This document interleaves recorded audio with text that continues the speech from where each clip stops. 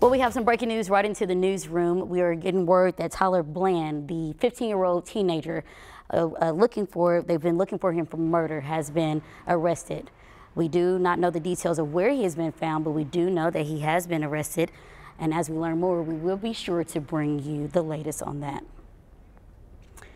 We've absolutely had a very active morning today with the weather, so we're working to try to get the most developing news we can for you at this time.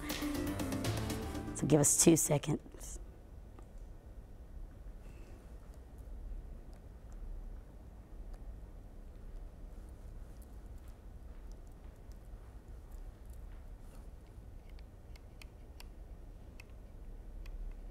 Well, now at noon, we have new details about a story we brought to you just hours ago. A suspect is now dead after a police standoff in North Little Rock. Around 2 a.m., police responded to a home on North Locust Street off McCain Boulevard, where a suspect was armed inside. Officers were able to get the other person out of the home and set up a perimeter. After trying to make contact with the suspect, shots were fired from within the home. Then the suspect started to leave the residence. An officer fired their weapon after the suspect pointed a gun at the officers. Now the suspect retreated back into the home.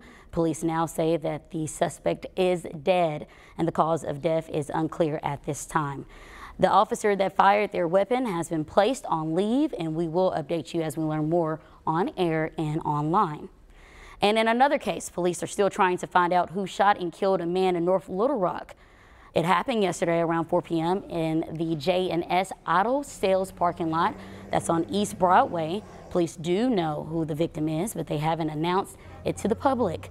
They're waiting to notify his family, and they're also asking anyone who knows more about what happened to call them.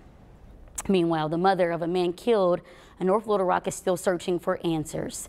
27-year-old Brock Welch disappeared on December 28th after his mother, Marcy, says he went out for food. On January 2nd, Welch's car turned up and his body was found nearby later that day. North Little Rock police are still looking for whoever did this, but Marcy is holding on to hope that they'll find the killer, but she doesn't think true justice could ever be possible. There is nothing that anyone could do to that person that would come anywhere near how much they broke my heart. Because it'll never be the same. Brock's loved ones gathered to say goodbye one last time at his burial last weekend. 13-year-old dead. Benton police have now named their prime suspect. Detectives believe Jerica Speed of Hot Springs was driving the black Nissan Pathfinder that struck the boy Sunday morning, killing him. Once the investigation is finished, they will turn their findings over to the Saline County Prosecutor's Office for decision on charges.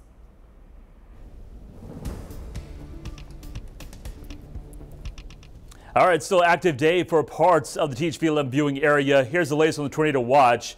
It's been dropped from Garland County, Perry County. I would say Saline County, you're done as well. Most of Pulaski County and Faulkner County, I would say, are done, along with Hempstead County. Maybe not so much Nevada County, but we do have a new tornado warning issued for Union County, and that cell is continuing to lift its way off to the north and northeast. But here's what's going on with the radar. You can see that new tornado warning issued until 1:15 for parts of Union County.